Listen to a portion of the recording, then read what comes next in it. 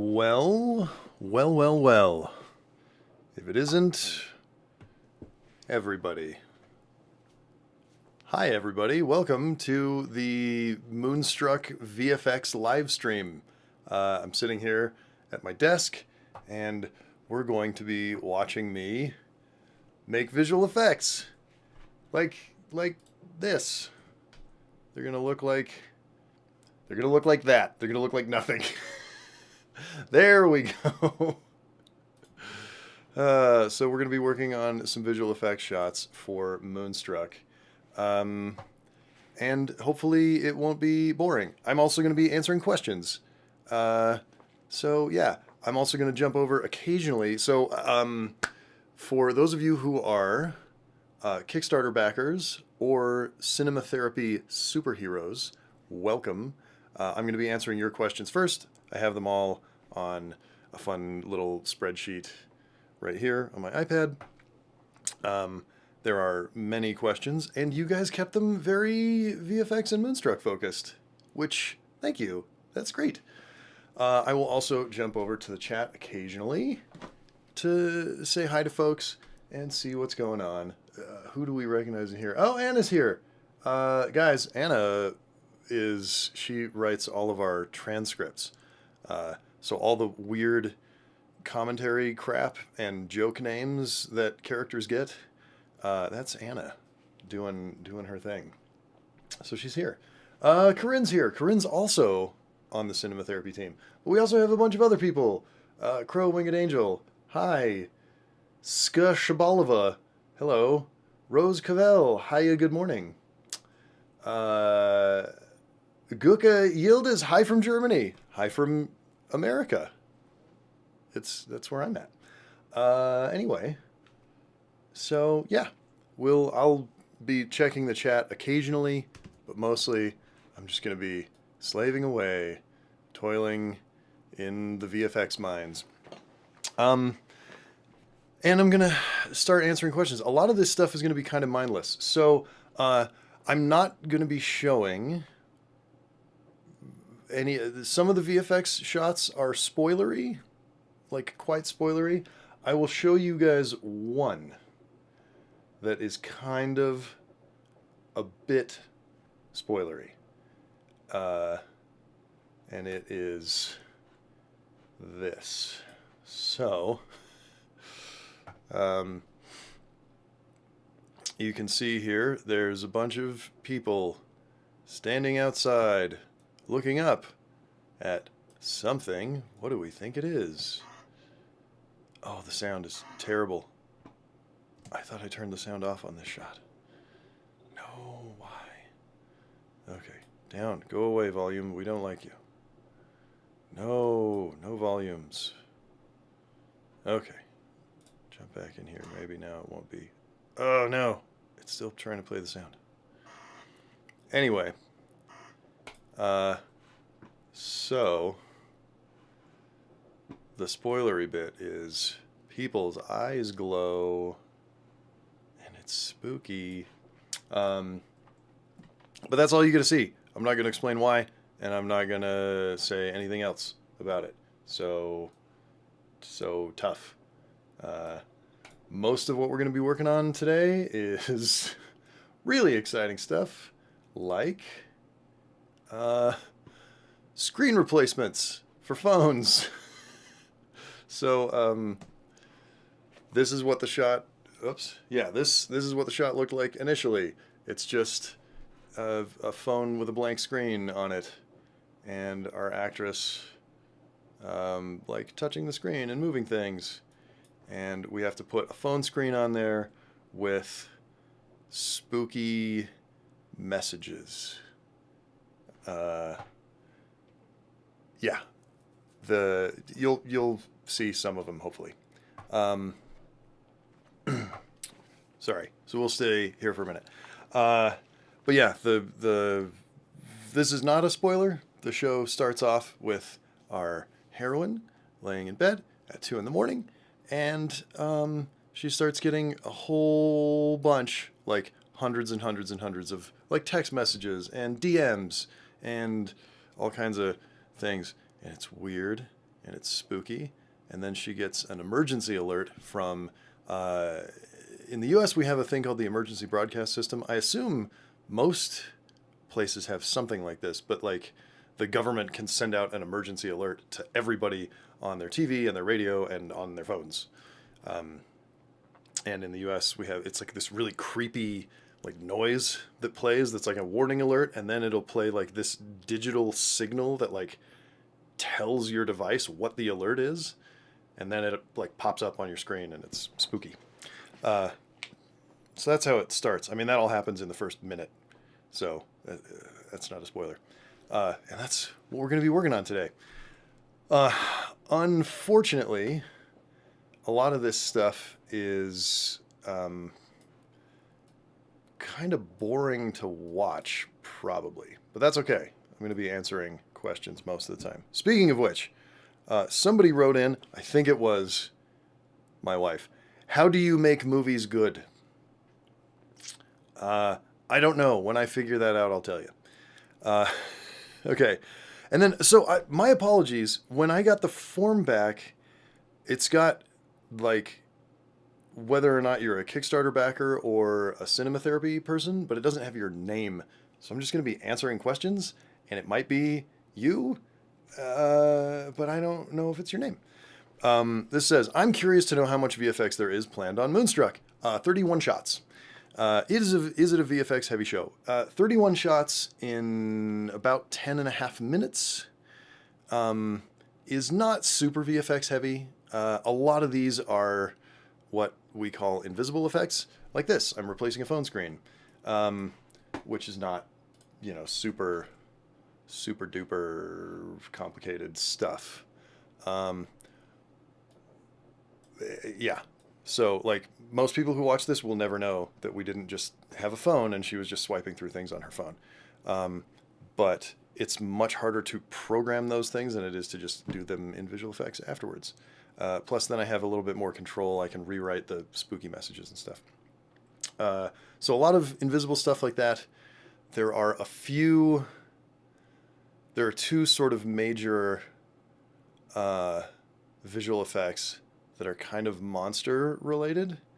We're not doing big CGI monsters. I'm affecting people that we shot on set, and got to make them spookier. Any CGI integration or mostly 2D comp work? Almost exclusively 2D comp. CGI is like a computer-generated image, so it's something, you know, like a 3D model of a monster or a building or something that you put in, and then you have to composite, which is 2D comp, composite that together with the footage that you shot. The plan, I don't know how much I want to give away. The plan is, I can accomplish it with 0 CGI. I have one idea for, I think it's 3 shots, where I'm going to do like the simple version first and make sure that that works. And then once the simple version is done, I'm going to go in and try and teach myself a little bit of CG. It's stuff that I theoretically know how to do, but I've never actually done it. So it'll be like a learning curve to get it going. Let me check really quickly, by the way. Is everything working? Like you guys can hear me and everything's good? I can't wait to see the finished film. Valligast. Where's Gandalf? Where is Gandalf? Gandalf is just outside my office because he's a very good boy. But yeah.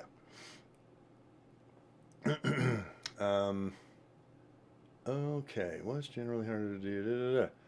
Okay, great. Oh, Jono's here. Hi, Jono. Yeah, so I'm going to jump back to the actual questions. But it sounds like you can hear me and everything's working. Are you doing the color grading yourself? No, we are hiring a colorist. His name is Drew Tekulve. You can follow him on Instagram. It's Tekulve. He's a local here in Utah, but he is a phenomenal colorist. Really, really good. And we're going to be grading as soon as I finish the visual effects. So hopefully in just a few weeks. Everyone has their own unique workflow and process. What's yours when it comes to VFX? Somebody else in here asked what the... somebody asked what VFX software I use too. So I actually worked in visual effects for 1.5 years as a compositor, and I was primarily using Nuke, which is sort of the industry standard compositing software. Unfortunately, it costs $10,000 per computer that you have it installed on. So I don't own Nuke for myself, or like $2,000 a year. It's used for extremely high-end visual effects. It's worth it to visual effects companies that do that for a living. I don't. I'm using Fusion, which is built into now built into DaVinci Resolve from Blackmagic Design. We have Blackmagic cameras, so I have the studio version of DaVinci Resolve, which is $300, but I got a copy of it for free with the camera that I bought. And Fusion is really, really, really good. So yeah. Workflow on this show, our editor, Trevor Horton, who also cuts episodes of Cinema Therapy, lives in Los Angeles. We locked the edit about 1.5 months ago. I traveled down to LA for 3 days and worked with him to lock it. We were going back and forth over the internet, and then I just went down to work with him. So it's locked. I have access to all of that through the internet, and I have all of the media here on my machine as well. So I was able to we edit in Final Cut Pro. I was able to take an XML out of Final Cut Pro, drop it into DaVinci Resolve, opens up my timeline. I selected all the visual effects shots, and I can just, excuse me, work on those individually. And that's what I'm doing. If I end up doing any 3D CGI type stuff, that will be in Blender, which is free software on Mac, PC. I think it's on Linux.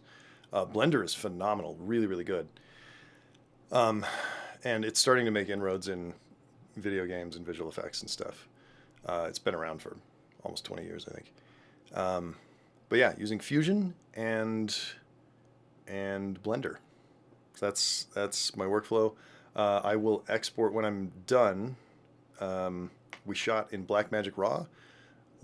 When I'm done, I'm going to be exporting ProRes 4444 XQ files, so big, beefy, and in 6K, 6,000 pixels by 3,800 pixels. So gigantic files, but they have a lot of, almost all the same data that like the RAW file will have in it. So that our colorist has the full gamut of color and light and everything to work with as he's, pushing pixels around. And that's our workflow. And our colorist will grade the entire show in DaVinci Resolve, mostly with, the RAW files and then my exported visual effects shots. So that's the workflow. I know the set for the film is a real house. Not just a real house, my real house. We shot in my house. So many films use a green screen and CGI. Are you also employing these tried and true methods? Or have you gone all Ray Harryhausen?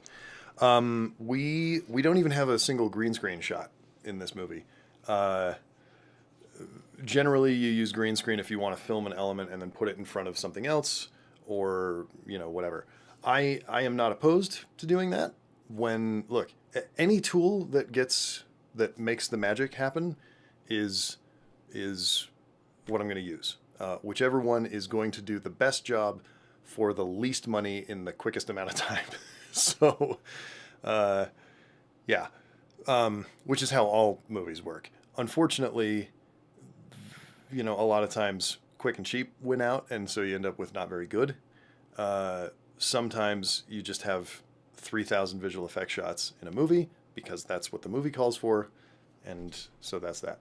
We don't have that, and because of our sort of squishy release schedule, I can kind of take my time on this, and hopefully all the visual effects will end up really, really, really good.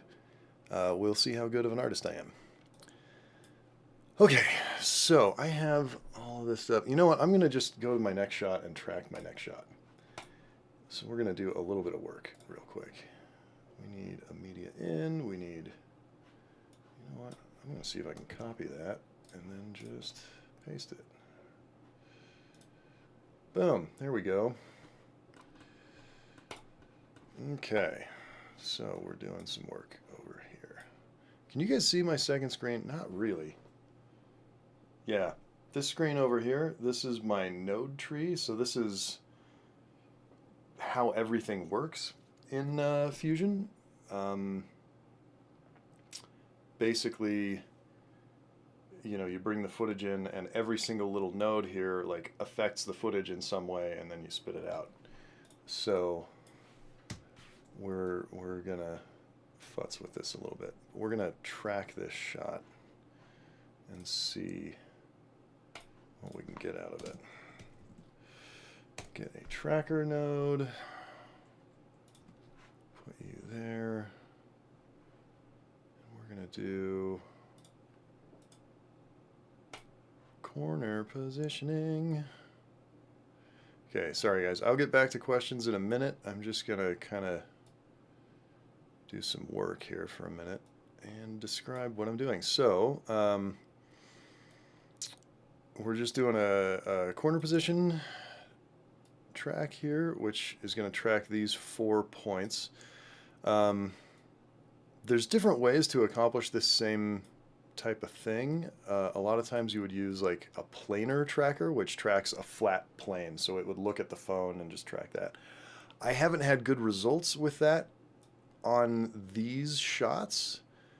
I think it's because we shot pretty dim. Everything is moonlit in Moonstruck. I know. So everything's pretty dim, and the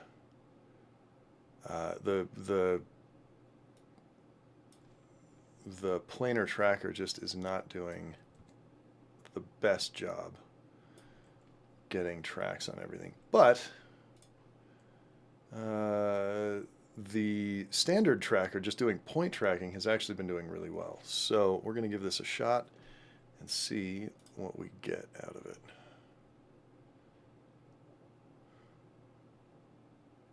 And that is taking a minute. So we're going to answer another question.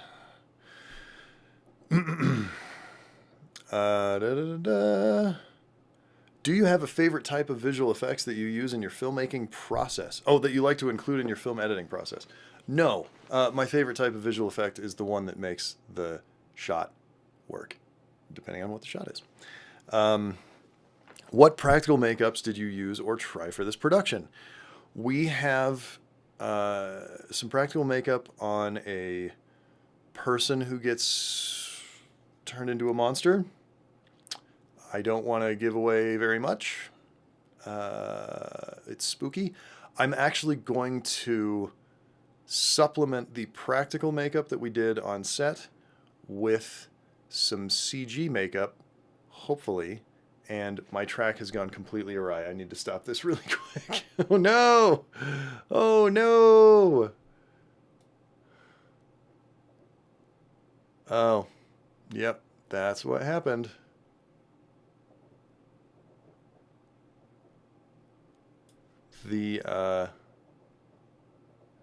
So I'm trying to track this tracking point, and the actress put her thumb over the tracking point, which is not, you know, I'm not mad about it. But what that means is I have to do some other stuff to fix this. So we're going to come in here and we're going to go...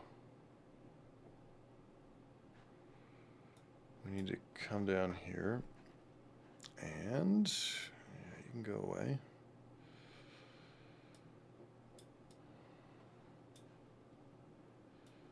Okay, so I have this point where these tracks all kind of diverge. So I'm going to come in here and delete all of these bad keyframes.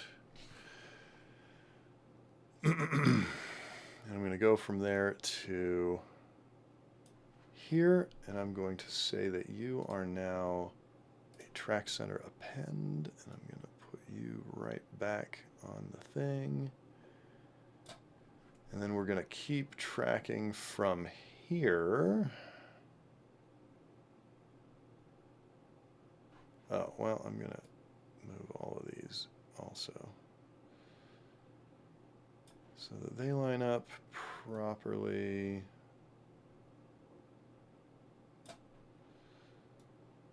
Okay. And let's track this again and see if I've completely destroyed the universe. Okay, that is continuing to track. Back to the question I was answering. Hopefully this is going to work. But this is going really slow. I have a brand new computer too. This is what happens when you're tracking 4 points and they're relatively large. And it's on 6K footage. There's a reason that visual effects are not produced at 6K. And it's this. Oh boy. Were any of the actors' faces or other body parts, legs, arms, etc., casted for potentially gory scenes? No. There's a little bit of gore, but it's very little. We didn't like lop off any limbs or anything. It's frankly basically PG gore. It's not a lot. Like you could get away with it in a Disney animated movie. Still hopefully scary. How many times did your actors, Jono in particular getting called out, break character? Jono, did he do it more than... So one of our actors was my 7-year-old daughter, and she was actually quite professional on set. I was worried. Anytime I cast my own kids, I'm like, the whole crew's going to look at me and just go, you idiot, this person's terrible. Like, you just did this because you love your child. She was actually really good. She did better than Jono. But between Jono and Shona, who are the other two like lead actors, they were both pretty professional. Like it was we had to move quickly. We shot, 10 pages in 2 days, 2 nights. It was really late at night. People were tired. There wasn't a lot of goofing around. There was some, but it was equal opportunity goofs.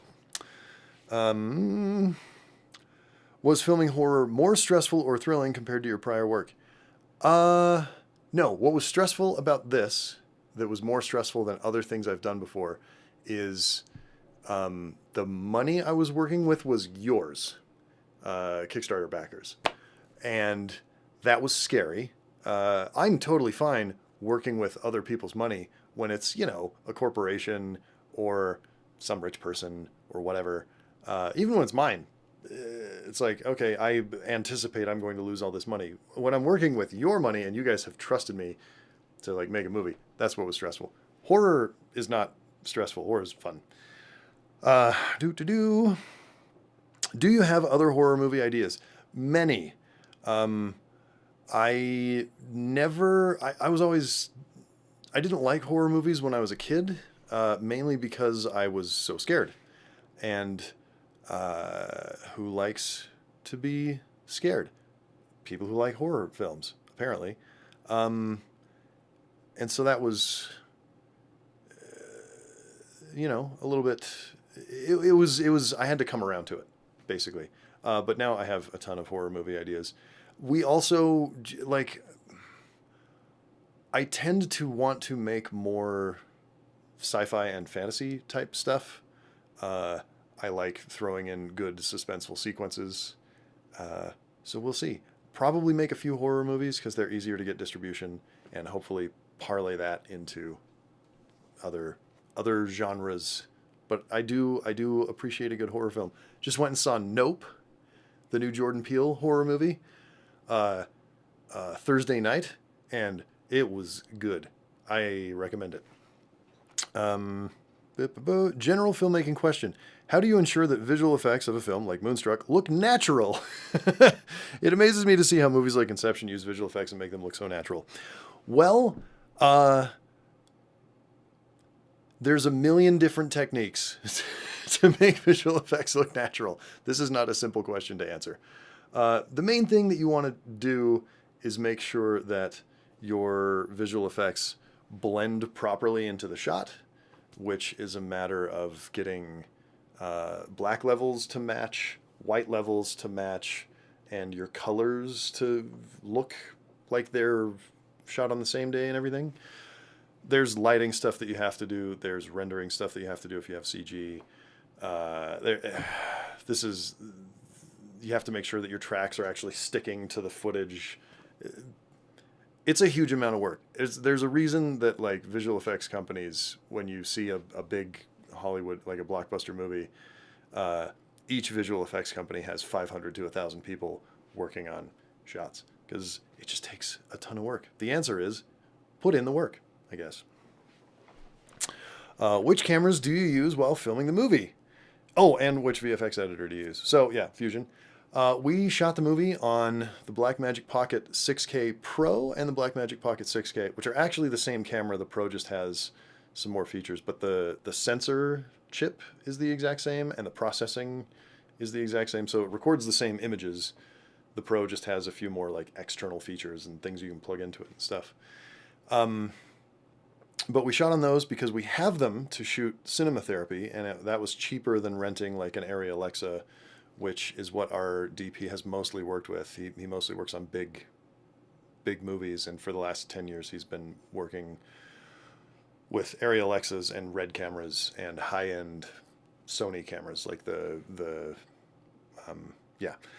And he took the cameras for 3 days and did a bunch of tests because he just had some free time because he hadn't worked with these Blackmagic cameras before. We definitely didn't achieve the same look that we could have gotten with an Arri Alexa, but we're this close, like really close.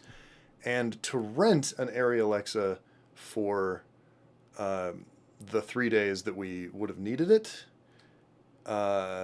would have cost as much as buying one of the cameras that we used to shoot the film. So we just used the ones that we had. We also used lenses that I have that are old 70s Canon stills lenses that I have adapted to make them cinema lenses. And the look is really fun and unique. It very much feels like sort of, you know, an 80s horror movie, because a lot of those movies were shot literally with these exact same lenses, just the cinema version of these stills lenses. So pretty cool. All right, I'm gonna take a look here at my track and see how sticky this got. Oh, it kind of like herpity derped here.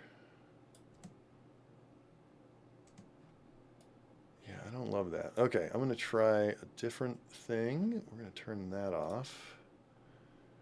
We're going to track forward from there.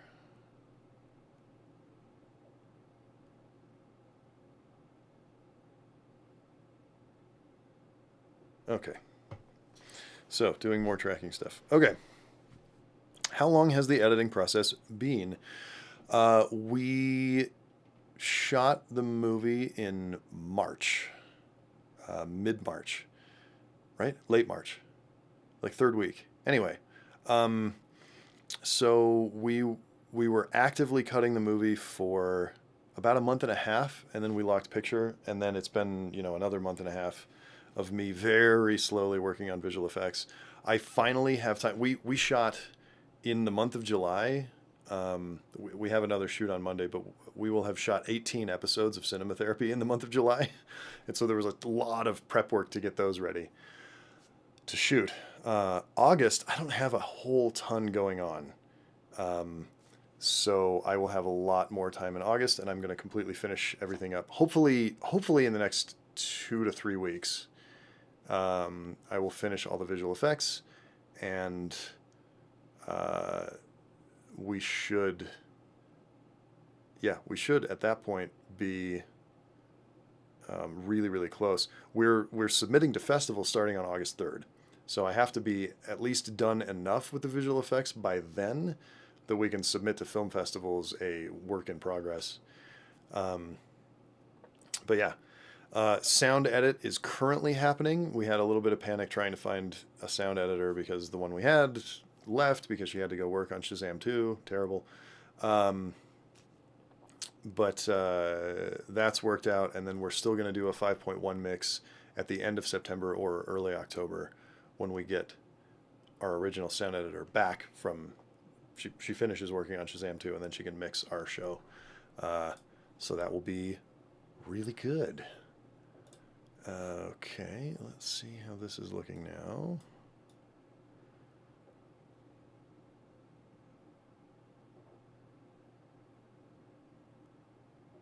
Oh, weird. I don't love that.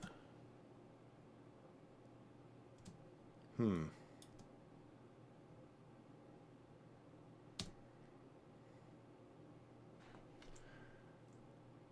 forward. Stop tracking.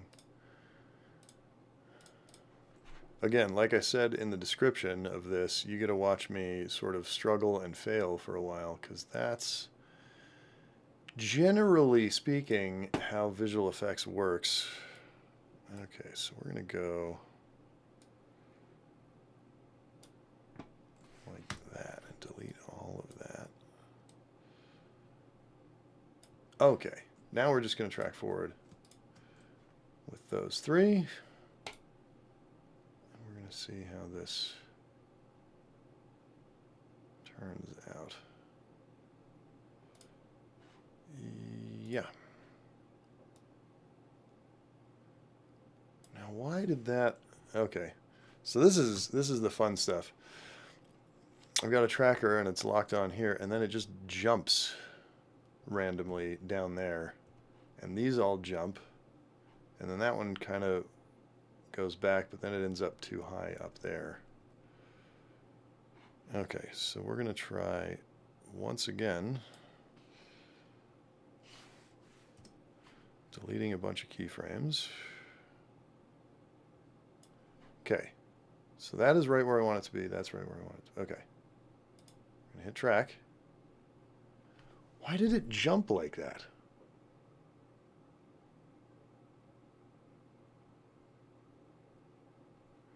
That is no fun.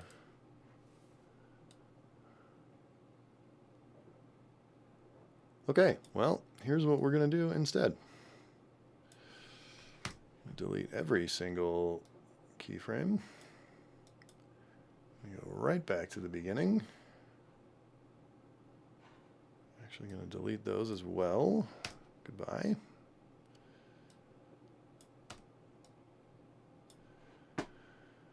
Okay, and then we're going to track from there, and we're going to see what that does. And it jumped again.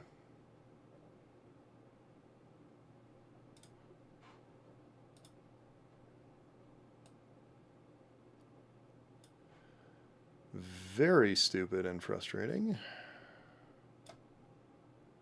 Huh. This is good. This is good television, guys. It's me trying to figure out what I'm doing wrong. And we're going to do that. Okay.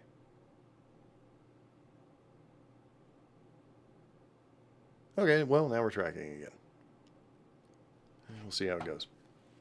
All right.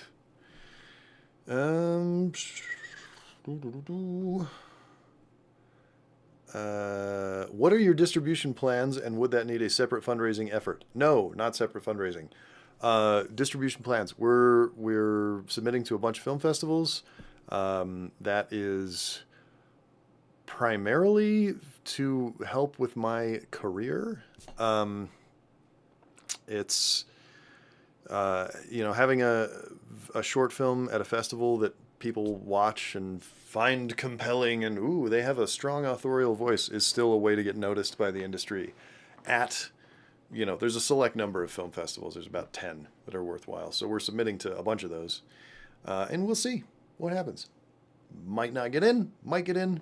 You never know. A lot of these festivals, like Sundance, for instance, a lot of people are like, oh, I'm just going to make a movie for Sundance. That's not how it works. Sundance gets about 10,000 short film submissions every year, and they accept fewer than 100. So your odds are not good. I don't pretend to think that my odds are particularly any better. We'll see. I think I made a good movie. We'll find out. So a lot of these film festivals, they want to like have the worldwide premiere or the North American premiere or the, you know, wherever they're at premiere at their film festival. So you can't have released it publicly yet. Once we find out from the festivals whether or not we got in, if we didn't get in, we'll just release it on YouTube. Yay, you can watch it. If we got in, we will wait until after the festivals that we get into, and then we will release it on YouTube. And yay, you can watch it. Hooray. But yeah, the main distribution plan is get it on YouTube so that everybody can see it, especially you guys. So yeah, we don't know when that's going to be. There will be updates for all the Kickstarter backers, and we'll have an update on the Telekinesis channel for people who aren't Kickstarter backers, so that you know as soon as we know when we're going to release. Similarly to that, we are going to have the Kickstarter theatrical screening here in Utah. If you can, travel out here, we are going to rent a theater and watch the movie on a big screen with great sound. And we will announce that as soon as we know. We're going to have the sound mix done first, and a couple of the film festivals may prevent us from doing that until later. If they don't, or if we don't get in, we will be doing that in October or November would be the earliest that we can do that. Hopefully October, because it's spooky, and we can watch it during spooky season. Yay. Okay, finally have that. How are we looking? Terribly. Terribly is how we're looking. Why? What? Oh, this is deeply frustrating.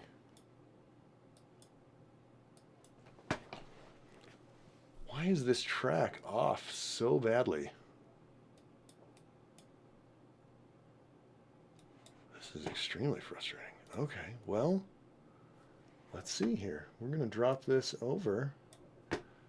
Ooh, terrible. Oh, that's bad. Does it at least stick?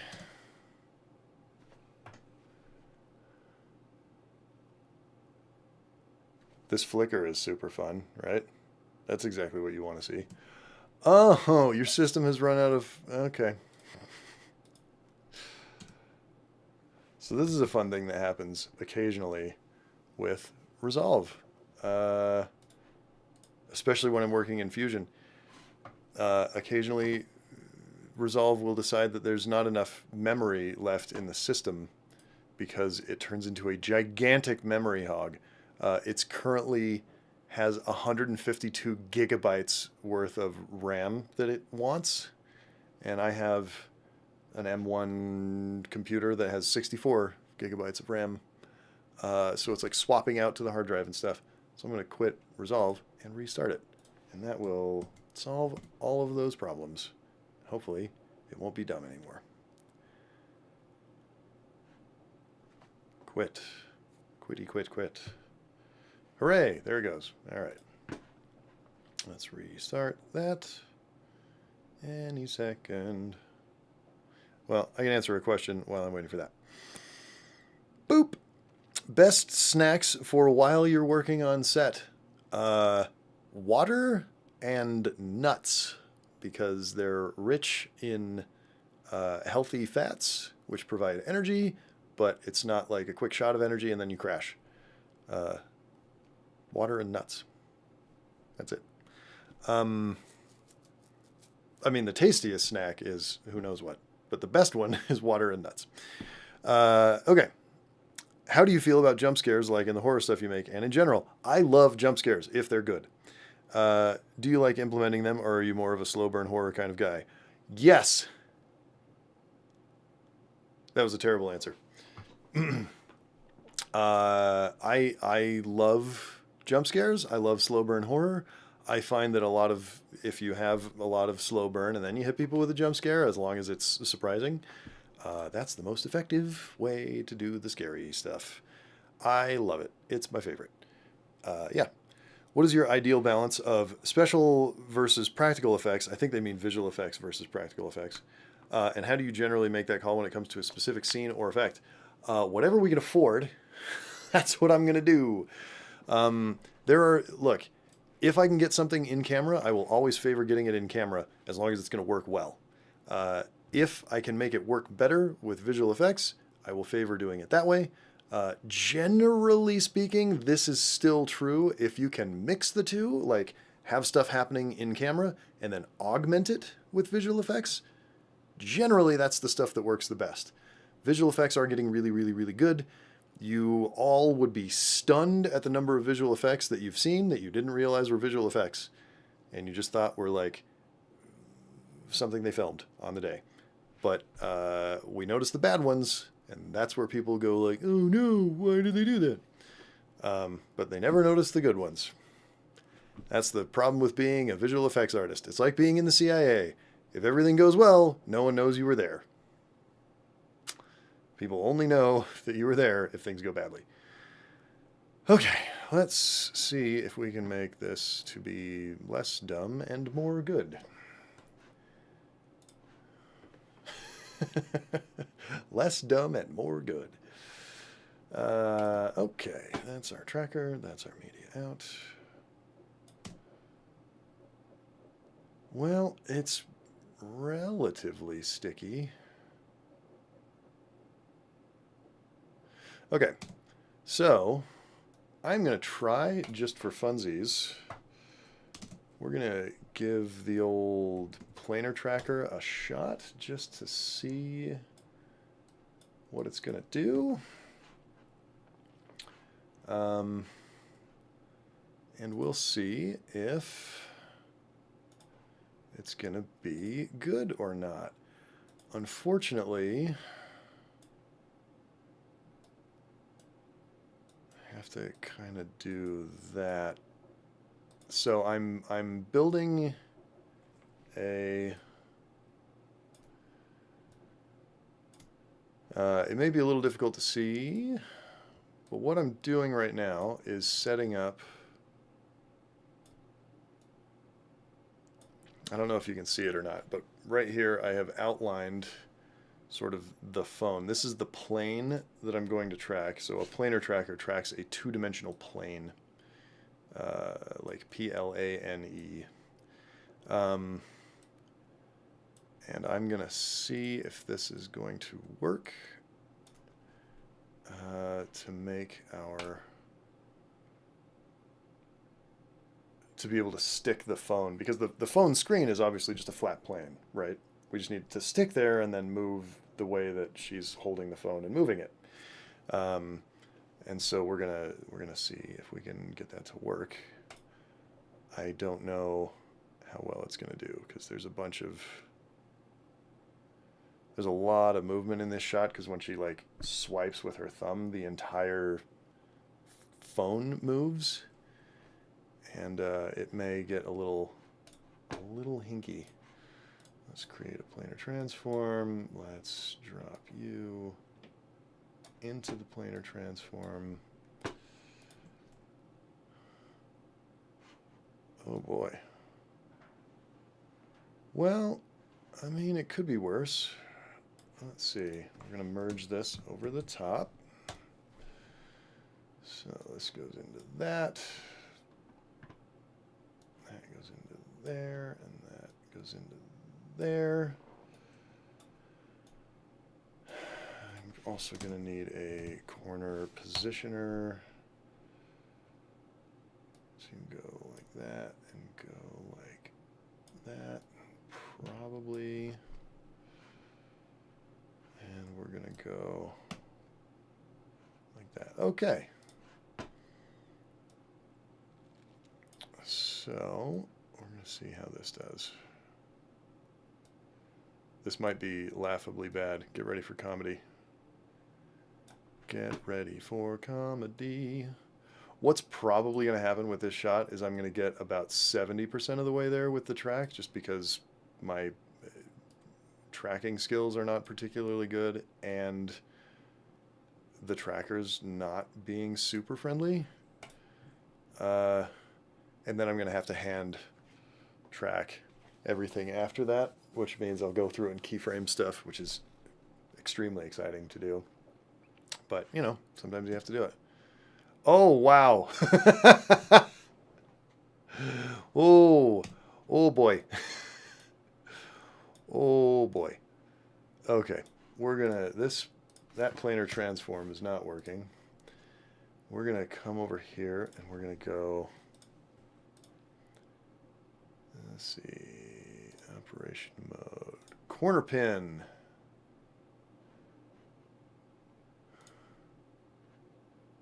Show that grid, and we're gonna place you the way I want.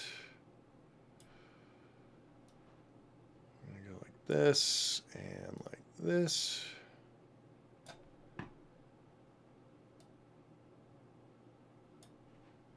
Okay, so once we stretch out this corner grid and make it kind of the way we want, you can see that this grid here is facing the right way that we want the phone screen to look. So that's good.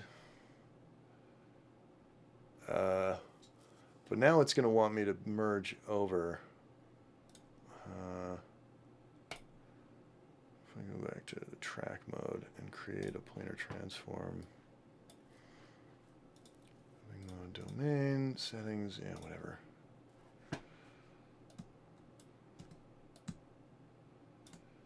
Okay, drop that in there, and then go like that, and it gets all crazy pants. So that's not the solution. Let's try this as a solution. Put you in corner pin mode.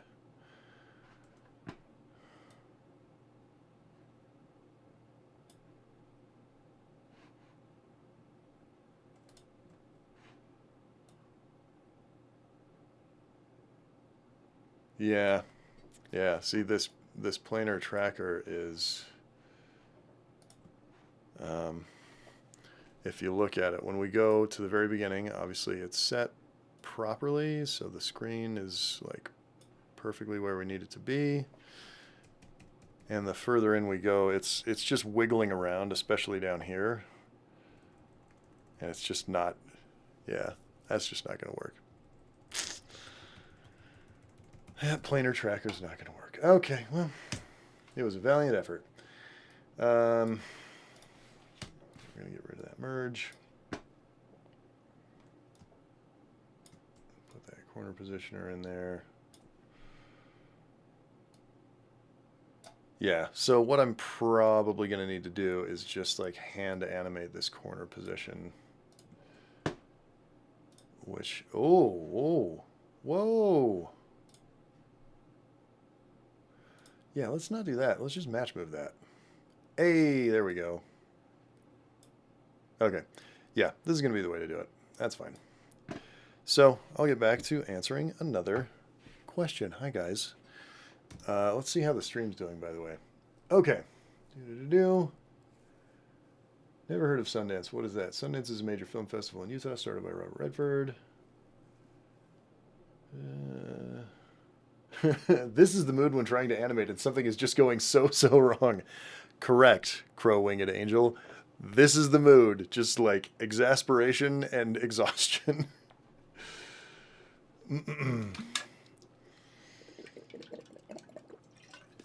Subtitle to live stream: Breaking Alan. That's funny.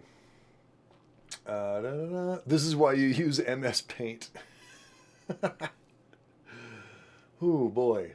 Okay, what time is it? Oh, we've been going for a minute. Just an idle thought. Wonder if anyone has added VFX to a gag reel just for the funnies. I have before added VFX to a gag reel. We will probably do that. We're going to start doing some, probably once or twice a year, we'll have a cinema therapy gag reel. There will be a lot of bleeping because a lot of our gags are me screwing up and then cursing like a sailor. Because, yeah, fun fact, our family-friendly channel, I swear a lot. Can you give the phone a black back screen to make it less noticeable? You can give the phone a black back screen. It makes it really hard to track, and it also doesn't emit very much light. So you want the phone to actually emit light so that the person holding it, there's like light on their hand, because otherwise their hand is shadowed and dark, and it doesn't look right. Also, if I have white light on the hand, I can then take that white light on the thumb as she's like swiping on it, and I can make that white light colored to match what's on the screen. It's a lot harder to do that and like relight things if you have multiple colors on there or different stuff. So that's why you do white on there. Usually if I have a screen like, okay, I'm filming this, right? And I'm not interacting with it in any way, I'll just put a green screen on it. Because green is really easy to key out and then you put something else on there. But if I'm not doing that, I'll put white on it because white's easy. Okay. Ooh, this is a fun one. Are you putting any Easter eggs in Moonstruck? Kind of. There's a lot of set design that Megan did. Megan's the producer for Cinema Therapy and my wife, and lives in this house where we shot it. She put a ton of stuff in there that's night sky stuff, lots of moons, lots of stars. So they're everywhere. You'll be able to find a lot of them.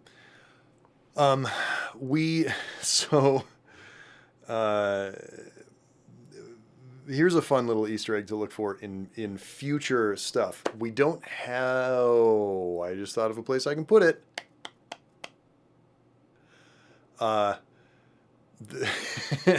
Sorry, my brain broke.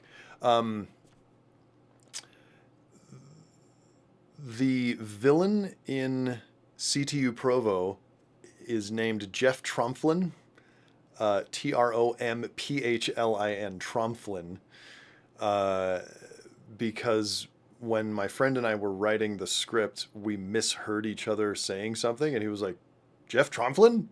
And we just like completely lost our minds laughing, and that just became a thing. So the parent company that owns Telekinesis Entertainment, because I like film finance and stuff gets complicated. You actually end up creating, in the United States, you create a limited liability company that just owns one movie for every movie that you make. So like when Warner Brothers makes a Superman movie, they create Man of Steel LLC to own that, because for tax purposes and other stuff, it just makes things easier for lawyers to do lawyery things.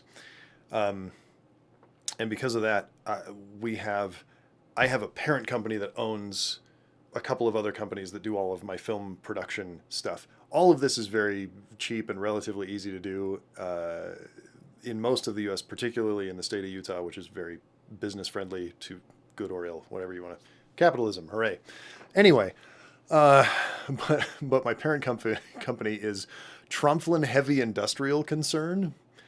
So Tromflin is going to be, there are Tromflin Easter eggs in many of the things that I've done, including commercials for other large companies. I hit a Tromflin Easter egg in a Comcast commercial one time. But yeah, we hadn't shot one, but I figured out one that I can add in visual effects now. So thank you for that. We're going to fit some Tromflin in there. So look for that. Storyboarding, scripts, planning, and other pre-work has to get you close to success on filming days, but how do you actually execute with so many inputs and variables the day of? I have ADHD, so I can synthesize a whole bunch of different inputs and variables quickly because I have a chemical imbalance.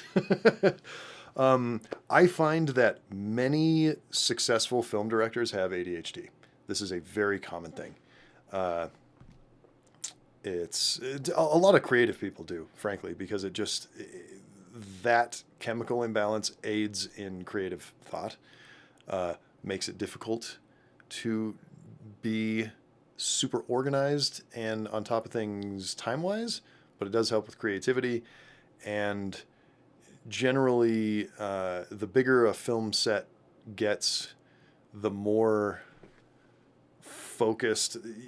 You don't focus on purpose on a film set as the director. You are forced to focus by the fact that just things are happening and you have to, like, I have to make this decision so that we can do the next thing.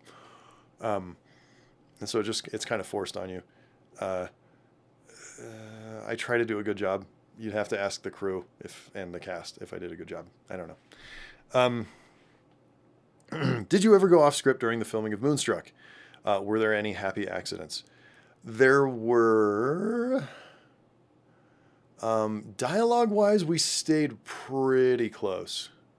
I'm really close. I'm not one of those word-perfect writers like Aaron Sorkin, who's like, you say everything, including or Like, if I wrote you don't say I'm not one of those writers for the most part. Occasionally, very, very rarely, I will be like, this line, I wrote a little soliloquy for you, and this is it. This is what you say.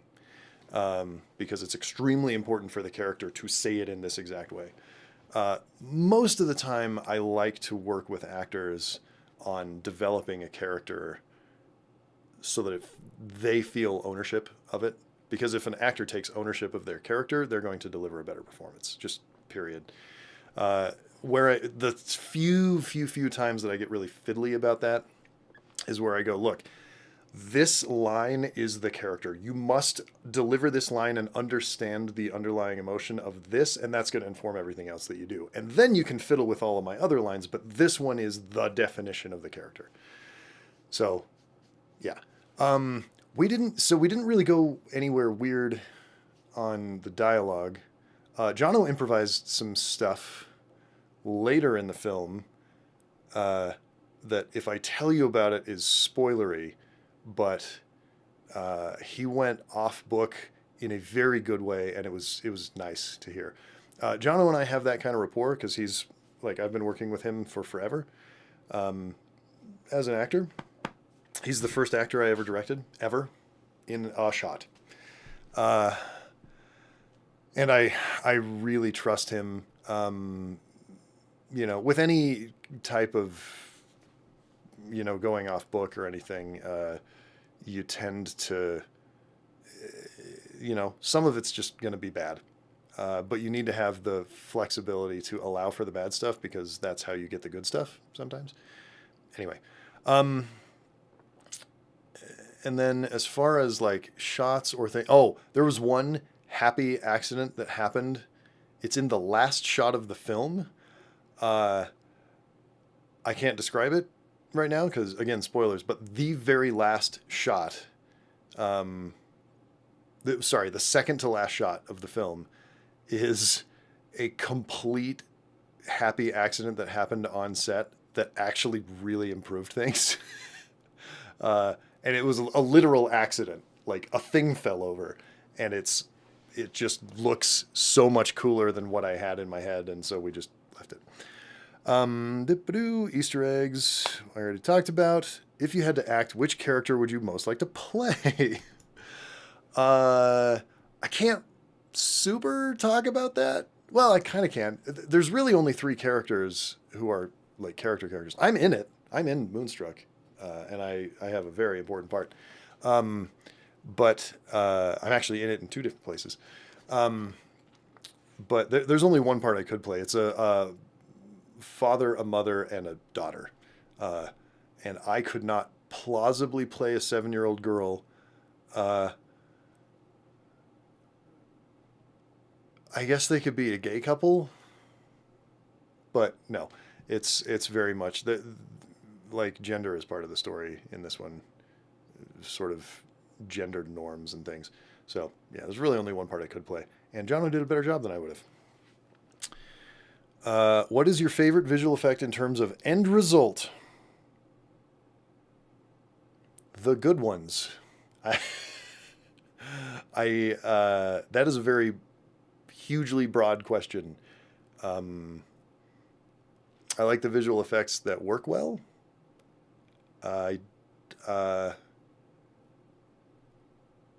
Yeah, the ones that really get me up out of bed in the morning, there are a lot in Everything Everywhere All at Once where I'm just like, I think I know how they did that, but I'm not positive.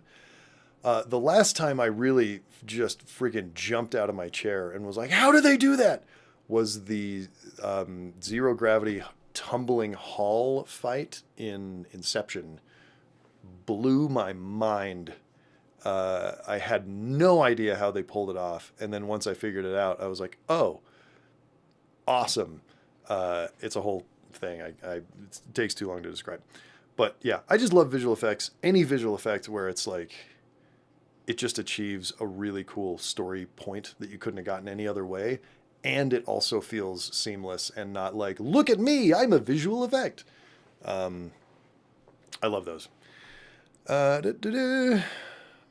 What was your favorite memory from this whole experience? Boy, it's hard to narrow down a favorite. I've had so much fun the whole time.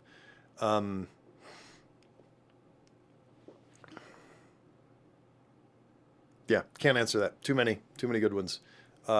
Not a lot of super negative stuff either, which has been really, really nice. So that's good. How do you handle setting the scene on paper? Oh, this is a great question. Like, if you've got it clear how you want it in your head, but you have to write it down to share it with others, how do you paint the scene so others can help you set it? Like the crew, right? This is a great question. Long, painful struggles and failure. You write something and you show it to somebody and they go, what the hell? And then you go, huh. And you try to describe it and they go, oh, so you mean this, this, and this? And then you rewrite it and you show it to someone else and they read it and they go, what the hell? and, and you do that over and over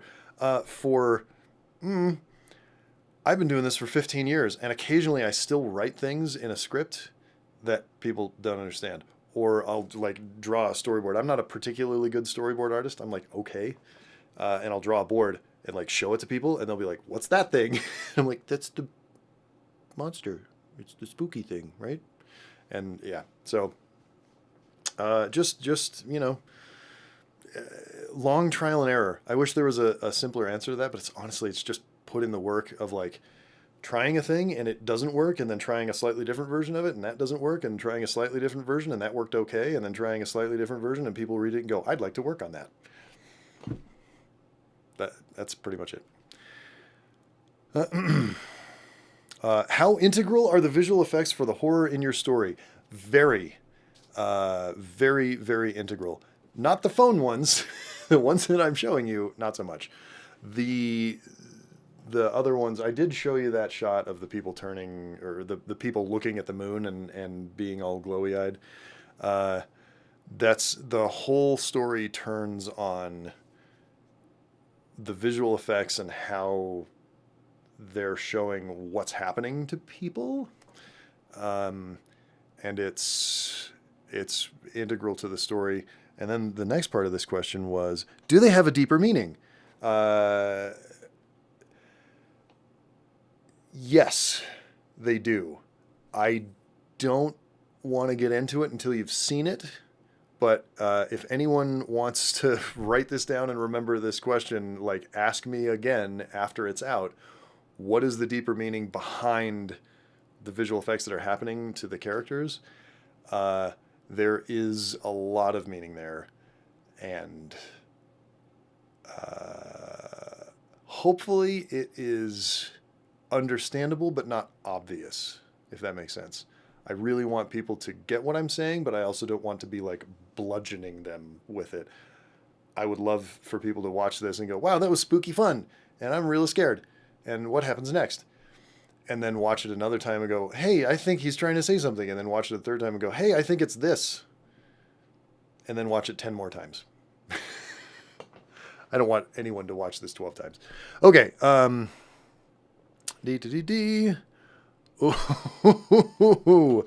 What was the lowest point in your filmmaking career? It was 10 minutes ago when my planer tracker failed.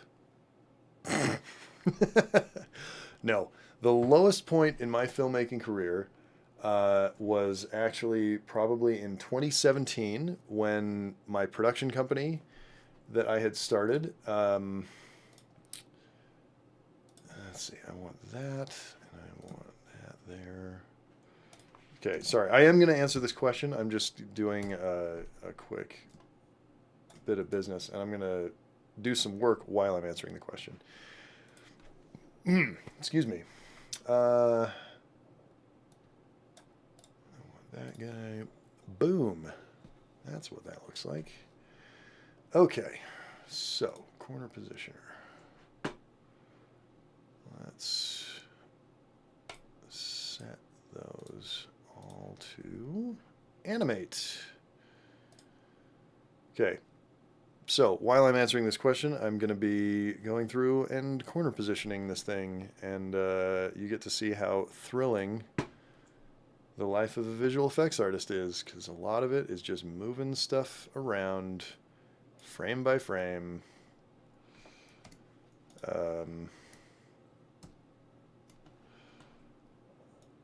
While you're listening to podcasts or music or whatever, or talking to strangers and friends on the internet. So that's fun. Okay, so the lowest point in my filmmaking career was in 2017, late 2017, I ended up folding up my production company that I had been running for, at that point, 8 years, trying to make I figured out a lot of this later, and I'm not sure that I'm right, but I suspect that I'm right about a bunch of this.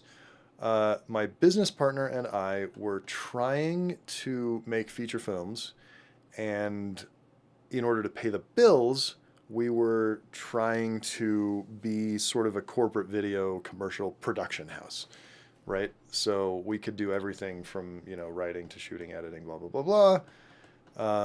We were sort of a one-stop shop for all your video production filmmaking needs. And we had a couple of good clients that were, pretty regular clients that we worked with a lot. But they didn't pay a ton, and they didn't have a ton of work. And what we needed to be successful was, more clients, so that we were making more money and more regularly. And we didn't have that. And it's because we kept sort of splitting our focus. We would we would write a script for a movie and get some interest in it and kind of take a little break from, working on, hey, we're going to focus on, doing other stuff. Did you? Oh, no. Oh, no. Oh, I just did some animation and I hadn't set a keyframe. And so all that animation got borked. Like, it didn't actually happen for that corner. Oh, boy. ADHD, it's great. Anyway, so in late 2016, we were like, okay, we're tired of being poor and broke all the time because we keep trying to get movies made. We're just going to focus on, all we do now is we're just a corporate video house. We're going to get that business built up over the next, 2 to 5 years.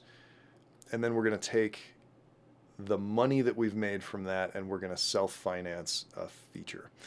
Part of the problem was we kept trying to get features made, but I had made a $15,000 movie that didn't make any money. My business partner hadn't made any movies. And we both were married and had kids. And so we couldn't just take a year with no income and make a movie. We needed to raise enough money that we could pay ourselves enough to live on for a year. Now, we could live on not a ton of money, but we needed enough money to do that. And so we would write a budget for the film. We would write a script, people would be interested, we'd take it out, and people would be like, this is great. And we would say, this is the budget. And they're like, oh, but if you just raise the budget a little bit, then you can get an A-list actor and it'll make it easier to sell. And it's like, okay. So we would raise the budget a little bit and we would take it out and they would go, this is great. You should raise the budget. You should double it, because then you can get more actors and it'll be really easy to sell. So we would double the budget and go back out to investors and financiers and stuff. And they would say, cool. Why would we ever give you money to make this movie? You've never done anything. And so we went around and around that sort of loop over and over. And it was very frustrating. And eventually we just got tired of it. And we're like, okay, we're just not doing that anymore. We're just going to focus solely on being a commercial production company. And that's how we're going to make our money. And it'll be really neat. And then, we won't be poor, and we will put together enough money to be able to take some time to do this the right way. So that's a great theory. And that was our plan. And then in 2017, we literally just lost, one of our clients completely went away. And then the other one didn't have very much for us to do, and we tried to book other stuff, and it just didn't pan out. And so by November of 2017, we hadn't made any money as a company, since January of 2017, and we just had to fold up shop. And I had to go take a job getting paid pretty badly at an ad agency that did ads for used car dealerships. Well, just for car dealerships primarily. And so I spent my days re-editing commercials that were like, lease a new Dodge Ram for $159 a month. Just over and over and over again. And I was getting paid so little that my family, we were actually getting further in debt every month because I wasn't quite making enough to cover our bills. And that was probably the worst I've ever felt. Just a massive mental health crisis that continued into 2018 and sort of spiraled out of control. And that's late 2018, when my life was completely falling apart, is when I started getting therapy. And that actually came from my marriage started falling apart too, mostly because of, issues that I was having, struggling with addiction and stuff. And we went to couples therapy, and it was a horrible experience. And I don't know if that, I don't want to cast blame on the therapist for that. She, I'm sure, was doing the best she could, and, is a good person, but it just was not a fit. But I was so frustrated with that I sought out individual therapy, and that finally helped. And I was able to make a lot of progress on my addiction and all of that. So, yeah, horrible low point in 2017, even worse low point in 2018. Did better, quite a bit better in 2019. Launched a YouTube channel about mental health in 2020. Here we are. So that's that story. And now I have this track working. So we just did a little therapy session, and we got a visual effects shot track working. Isn't that great? So now all I have to do is animate a bunch of stuff onto the screen, and also let's roto a thumb. Who wants to roto a thumb with me? This is the dumbest idea for a live stream ever.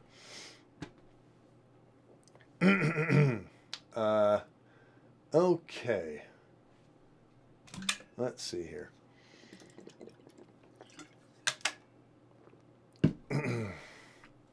I'm almost done with these, and then we'll get to some of these.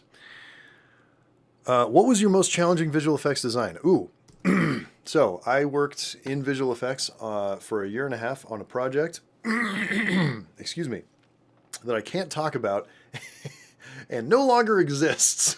So professionally, extremely frustrating. However, and it was a small visual effects team. We did something like 400 visual effects shots in a year and a half. Very high end. This was back in 2013, and we were delivering at 4K, which is insane. But it was a team of 15 people, and we had, 3D CG, not 3D like putting on 3D glasses, but like CGI. We had characters in blue screen environments. We had characters in live shot environments with a green screen that we had to comp. But like a ton of stuff in the foreground. We ran the gamut. We had basically everything except creature effects on this show. But tons of set extensions and all kinds of stuff. So I got to do, literally everything. I was a compositor. I wasn't doing CGI stuff, but I did some tracking. I did a ton of compositing. I did, a little bit of CG. I did some set extension stuff, which was like taking CG things and sort of tracking them in with digital matte paintings and all kinds of things. Super, super fun project. We got to do amazing things. Most challenging shot that I had to do was integrating. This shot was more than 2,000 frames long. So a super duper duper long shot. And it was characters walking around on like 3-dimensional geometry that was all slopey and wavy and whoopy, but the whole thing was a blue screen set. One of them sat in a blue screen chair, like throne kind of thing. One of the characters sat down in that. And I had to lift the characters off of all that blue screen and just have them off by themselves, and then get the CG from the CG team, integrate all of that. And there were just all kinds of effects happening in there as well that I had to design and create. And there were like math problems and logic problems and all kinds of stuff. My node tree, so each node is sort of like a little effect thing that's happening. My node tree for that shot had, I think, 2,500 nodes in it. Just doing all the things that needed to be done. I worked on that shot for a month, almost a month and a half. Not all day, every day. If it was an all day, every day thing, it would have been 3.5 weeks, probably. And delivered that shot, and it felt like I won the freaking Super Bowl when I handed that shot off and it was finished. We went through, I think, 45 versions of it, like iterations. I think V45 or 46 was like the delivered one. And it was a bunch of stuff that 6 months before I wouldn't have known how to do hardly any of it. And then it was just, I felt like a freaking superhero delivering that shot. It was really, really hard. The very next shot I worked on was simpler, quite a bit simpler. It was actually just like some paint outs and some cleanup of some stuff in an outdoor environment. And I turned that shot around in 2 hours. And that's other stuff that I also wouldn't have known how to do 6 months before. Not super complicated things, just, things that I wouldn't have known how to do. And I delivered it so quickly and nailed it. Hi, Gandalf. What's up, buddy? My dog just walked in. Okay, but you gotta go. You gotta get out of here. Are you just gonna stay? Okay, I'm gonna close the door then. I have to close the door because the air conditioner is right outside and it's too loud. Hi. Yeah, I know. I love you too. Anyway, Oh, this is a great question. Do you ever have a moment where director Alan has a certain shot or complicated visual effect in mind, but then visual effect creator Alan regrets that decision later because of the time or intensity of producing said effect? Yes. All the time. All the freaking time. So many times I've been like, oh, I know exactly how to do the shot. It'll be easy. We'll just, and it'll be done. And it's not that. It's much more difficult than I thought it was. And so I end up spending days, figuring out how to do a visual effects shot that I thought was going to take me 2 hours. Happens constantly. How do you prioritize multiple projects to meet all deadlines? I don't meet all the deadlines. No. I do my best. Eventually, at some point, I hope to be busy enough and successful enough to hire a personal assistant that can do that. Someone who's good at that type of thing. But yeah, it's tough. I fall short on some deadlines. I generally do pretty okay. And it's just long experience. Basically, once I figure out how much time it takes to do a thing, I can then figure out, okay, well, I know it's going to take this amount of time.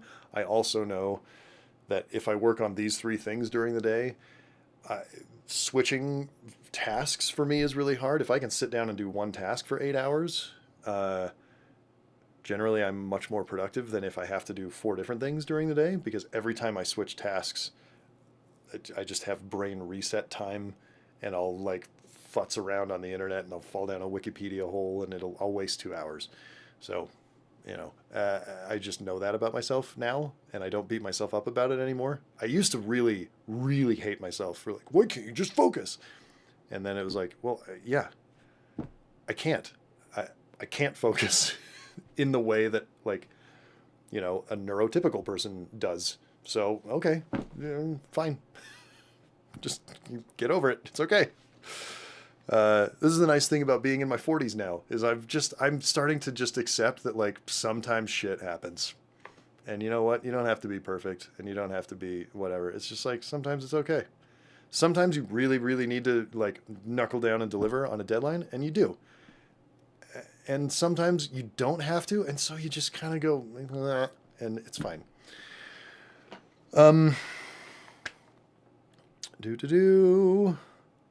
Any words of advice for aspiring filmmakers, Alan? None. Don't do it. Get out now. No. A million. That's why I do these Q&As. Yeah. If you have specific questions, hit me up on Instagram. Yeah, I'm at Alan Seawright on Instagram, and just slide into the DMs and I'll try to answer. If you have like specific questions. Yeah, this is so much advice. Hello, I hope you're having a good day, whoever reads this. It's me, I'm reading it. Anyway, I'm curious, as an author, when a main character for a film or show is going to constantly have something about their design/costume that needs to be special effects, who or what ultimately makes the call on if this effect ends up being practical or CG, like wings, color things, unique proportions, etc. A great example of this is Doctor Strange's cloak, right? That is a budget question, primarily, because having something on set is almost always cheaper than doing it in visual effects. Not always, almost always. But Doctor Strange's cloak, you cannot make a cloak that can do the things his cloak does physically on set. There are shots where he has a real cloak. Like, they have one that they put on him. Sometimes. About 95% of the time, excuse me, about 95% of the time it's CG. Sometimes it's a partial CG, like the neck piece will be real, and then the rest of it is not. It just depends on what the cloak is doing. But most of the time it's just a full CG cloak, because it has to do stuff. And so there's no choice there. You have to do it in CG, which means you have to have enough money to do that. Fortunately, it's Marvel, and they have all the money, so they can do whatever they want. But yeah, it's usually a budget question. What can we afford to do? And then based on what can we afford to do, the filmmaker just figures out, okay, what is the stuff that I want it to do? And then we try to make that work. And I've worked on, I've never directed a big expensive movie, but I've worked on them as a crew member. No one ever has enough money. No matter what, $300 million budget, you're still going to run up against, we don't have enough money, because a good filmmaker, the ambition always exceeds the budget. Always. You're always trying to push and get more and do bigger things and cooler things and more exciting things. It's just the nature of what it is. If you're not doing that, you're a crappy filmmaker, frankly. If someone gives you $20 million and you're like, I only need 12. You shouldn't have gone for 20 million in the first place. What you should be doing is making that movie for 8 and trying to make a $12 million movie. Or, so I don't know. And I mean, I also tend to favor genre films, horror, sci-fi, fantasy. So visual effects are an integral part of the storytelling, more so than they are in a talky drama about, you know, journalists, right? But even those movies, you know, a couple hundred visual effects shots, just painting things out, cleaning things up. If you need to, like, if it's a period movie, you end up having several hundred visual effects shots to take out stuff in the background that is modern, and you replace it with stuff from the 70s or whatever. So, yeah, that's it. So the who makes the call on that? It's a decision between the director, the producer, and the production manager, figuring out how much money do we have, where do we want to allocate that money, and how are we going to spend it to make the best movie, not the best Doctor Strange cape thing. Excuse me. All right.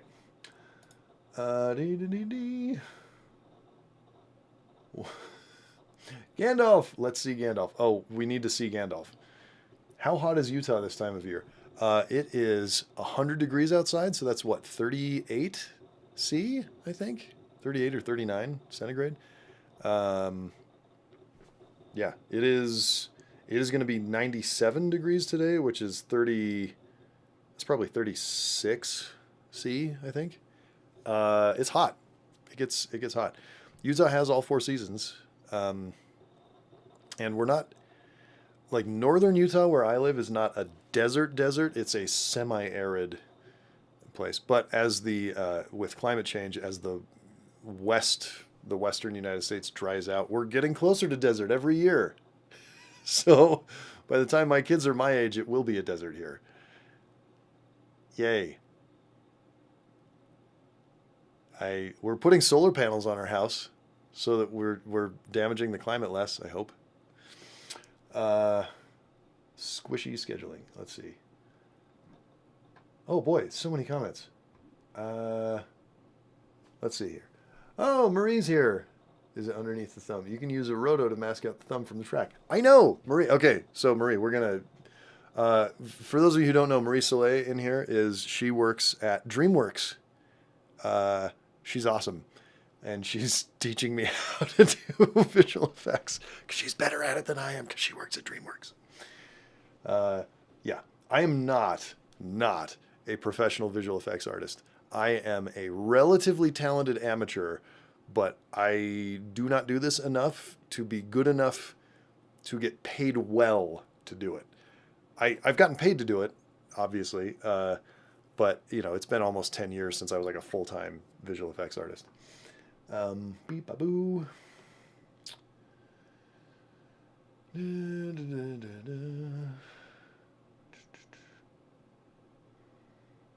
Mm-hmm. Oh boy, people just having conversations about Exorcist 3. Do you think it is possible to make a cohesive movie with people filming scenes from all around the world? I think it would be really hard, but possible. It would be extremely hard. I think anything's possible. It would be very difficult. Could be interesting though. I don't know. I assume you mean like different directors and crews, right? Because obviously, you know, Mission Impossible movies, James Bond movies, there are lots of sort of travelogue type movies where they go shoot scenes in different places, but it's always the same director and actors.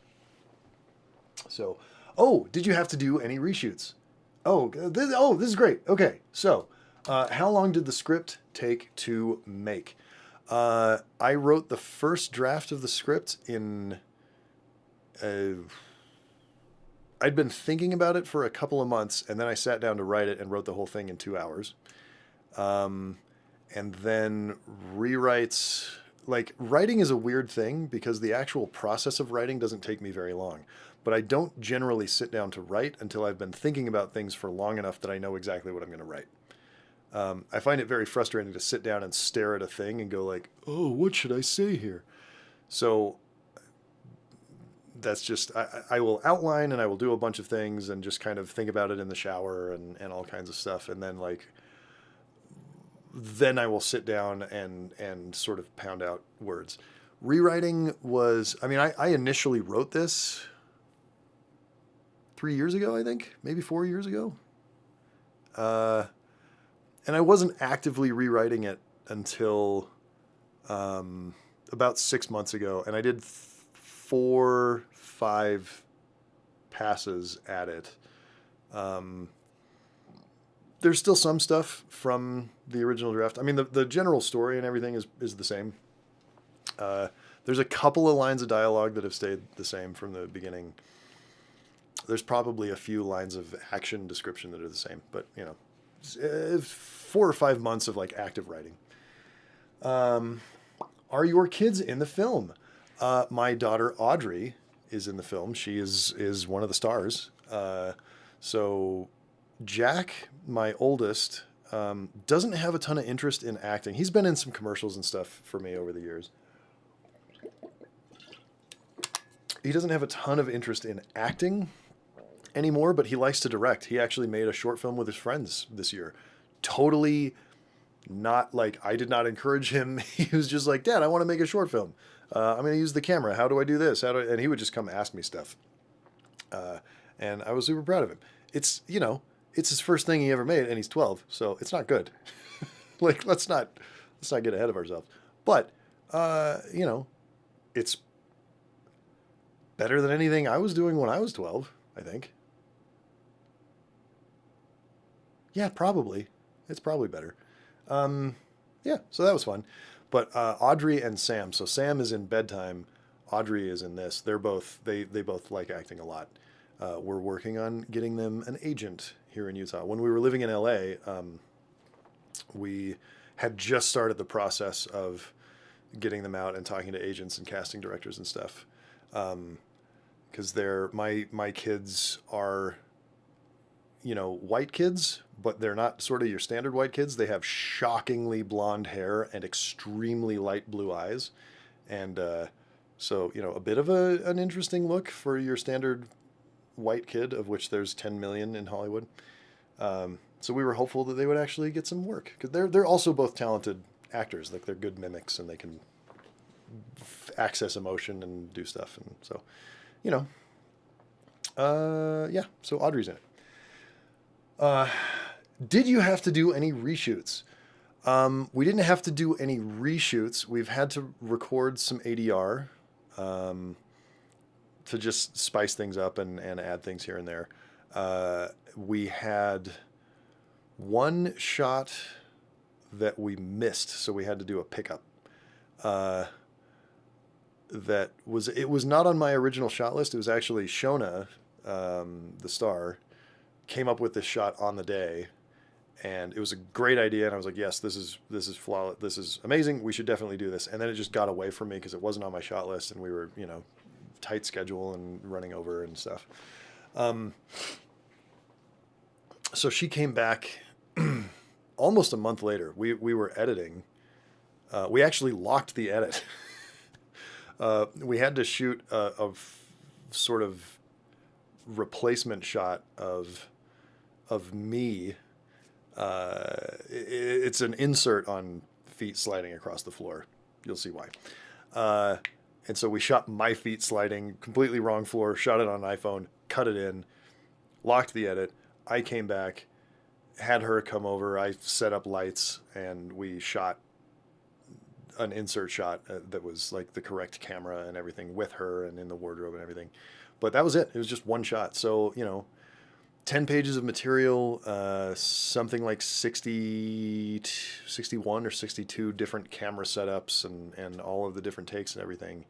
And we only had to do one pickup. I'm very proud of that. You can erase either the Star Wars prequels or sequels. Do you do it, and which? No, I don't do it. No, I don't do it. Not that I don't like the prequels, and the sequel trilogy is also bad. I don't know. Star Wars as a whole, I have such a weird relationship with Star Wars now, because it was so important to me as a kid, and it's on average now bad. So it's frustrating. I don't know what to say. I like the shows. I haven't watched Obi-Wan yet. I'm excited to watch that. We're gonna get to it here in a couple of weeks with the kids. We'll see. I like Mandalorian a lot. I'll roto the thumb, says Marie. I've heard couples therapy is hard to get right. That is true. I don't know. Ask Jono about that in his next Q&A. How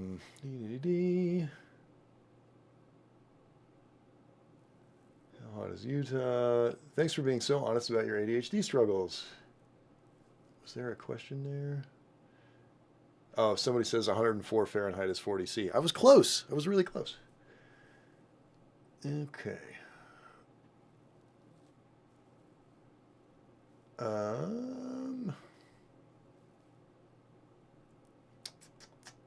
Yeah. Thank you for being so honest about your ADHD struggles, especially with deadlines.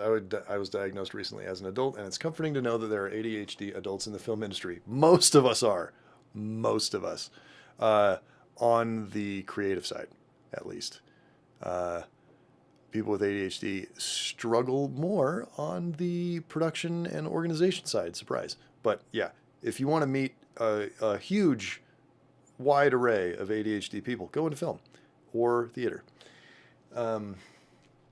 What about Discord? I don't use Facebook or Instagram. I have literally zero trust left in it and only use Messenger because of our... Yeah.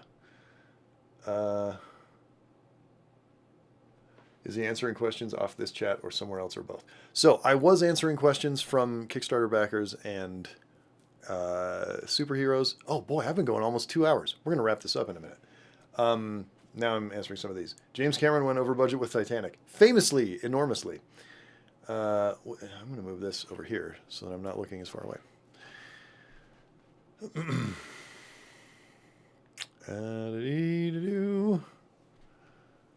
I wish I could sit and write my books in a few hours. Sobs in author. Well, Crow Winged Angel, there's a difference between writing a 10-page short film and a novel.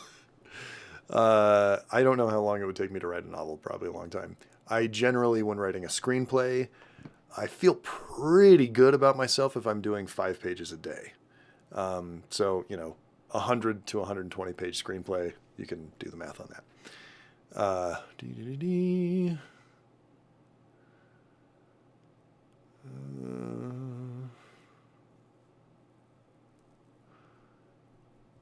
I wish I could record my dreams. That would be sick. That would be sick. Alan,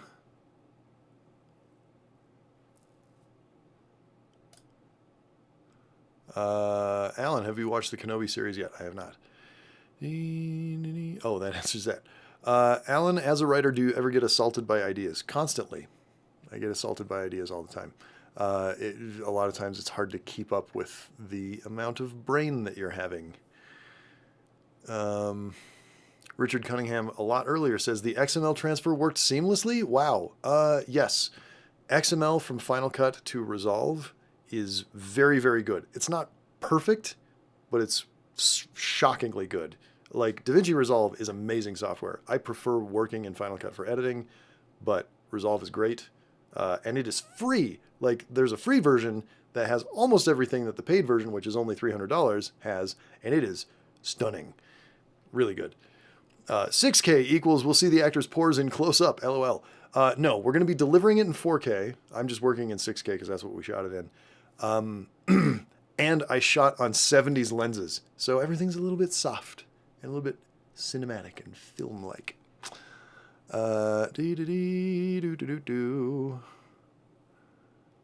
Camera track or object track. Marie Soleil is like asking all the nitty-gritty technical questions. You can tell Alan is a filmmaker. This camera angle and quality stability literally looks like this is a movie and he's the hacker or something for a special op team. Thank you. I am slightly embarrassed to tell you also, like, obviously I have my microphone right here. This is like a shotgun mic. So I set that up here on the desk. You can see it in this angle. It's right here. There it is. But I also have a movie light right there and a movie light back there that are lighting up the room properly, in addition to the desk light that I have and another light. There's a light in the closet back this way, and then this purple light back there to just give a little splash of color, because I'm a huge nerd.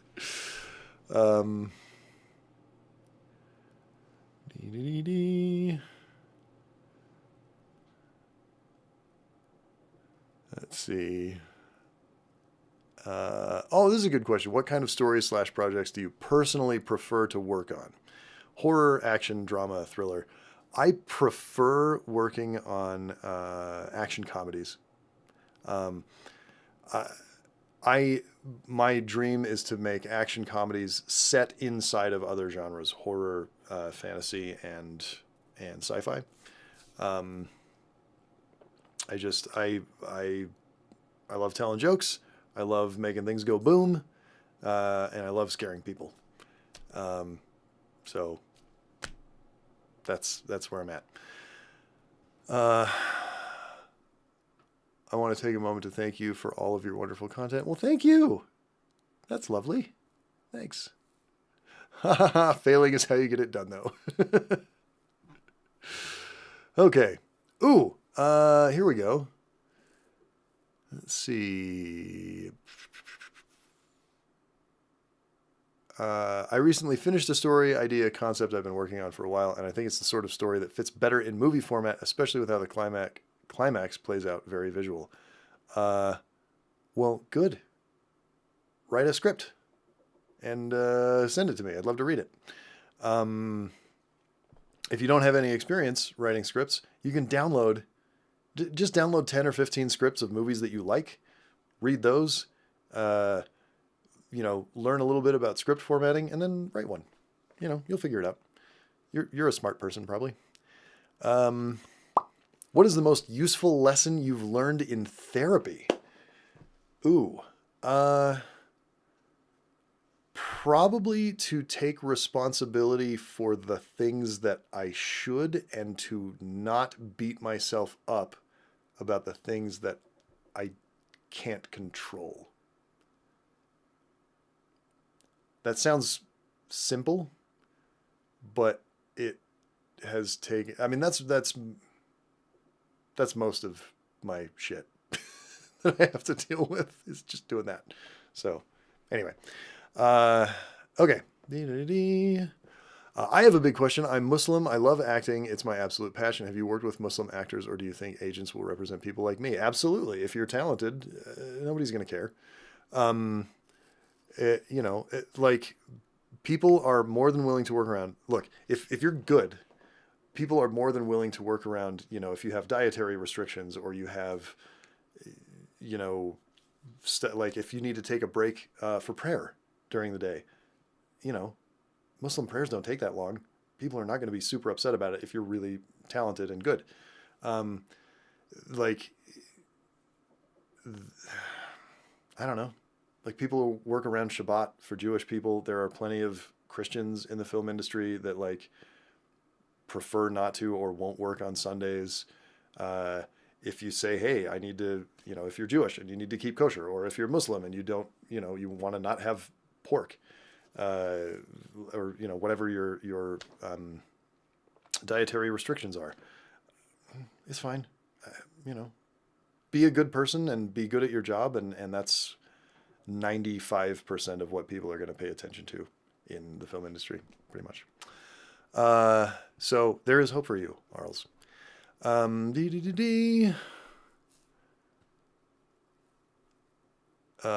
Marie Soleil says, if one of the trackers keeps dropping for the track, try color correcting the footage temporarily to increase the visibility. Oh, I know the contrast trick. If you like horror comedies, have you watched Evil Dead 2, and what did you think? Have I watched Evil Dead 2? Have I patterned my entire life on the Evil Dead trilogy? Maybe. Do I have an unhealthy obsession with it? Definitely. Yes, I love the Evil Dead movies. Love them. If I ever manage to make a film, I wish that you and Jono would watch / react to it. If I manage to make both of you cry whale, I will know I have succeeded. If you make me cry, that's not much of an accomplishment. It's easy. It's easy to make me cry. Yeah, no, that would be great. I hope you do, and I hope you make a movie, and I hope that it makes me cry. That would be awesome. I don't know if I hope that it makes me wail. That seems maybe excessive. I don't know. We'll see. But thanks. You can do that on a separate tracker node so you don't mess up the existing 3 tracks that are good. Thanks. Shameless plug to review Casablanca. I put it on the Google form. I would love to get to Casablanca sometime. We will probably do that. That's a really good movie couples therapy. I think we'll do that at some point. Have you ever considered live streaming yourself gaming? No, I'm a terrible gamer. People wouldn't want to, hey, watch this guy die over and over and over. No, I love playing video games. That's my me time. That's for me. Sam Raimi is a genius. You are correct, Veldegast. Okay, everyone. I think we're gonna call this because I have successfully completed the track on one shot, and that is all. It's okay. We had a good time chatting. Maybe you learned a little bit about visual effects, maybe. You definitely saw me derp around in Fusion for a while, so that was fun. And what we all really learned is that Marie from DreamWorks is the real expert. We should have her do the visual effects next time. But anyway, you're all great. Thank you. Thank you so much, Kickstarter backers, for backing. Thank you so much, Cinema Therapy Superheroes, for being superheroes. And thank you, regular viewers. For all of you who are backers and viewers, you will be getting an email with a link to this. It's going to be going unlisted. It's not going to be a public live stream anymore. Why am I have burped 9,000 times during this live stream. I'm sorry that you've had to witness this. I don't know what's happening. Anyway, so you'll be getting a link so that you can watch more or watch it or whatever. Hopefully this was worthwhile. And yeah, let me know, leave a comment on the YouTube stream or, hit us up, Cinema Therapy or Telekinesis Entertainment on Instagram or my personal, and just let me know if this is like a cool format that you would like me to do more of. I could do like an editing one. I could do a visual effects one. I could do, I could do one like where I'm setting up for a cinema therapy shoot and we just have a camera while I'm setting up all the lights and gear and stuff. I don't know if that would be interesting. Or just, whatever. We could figure stuff out. But yeah. Anyway, thanks for sharing. Thank you. Will this be on the archive? Yes, it will be on the archive. Sounds good. Thank you. Hope everyone has a wonderful day. Yes. And thank you all for being such lovely people to each other. I stand by my longtime assertion that we have the kindest comment section on the internet. You're all great. So yeah, thanks for joining me. We're gonna call it.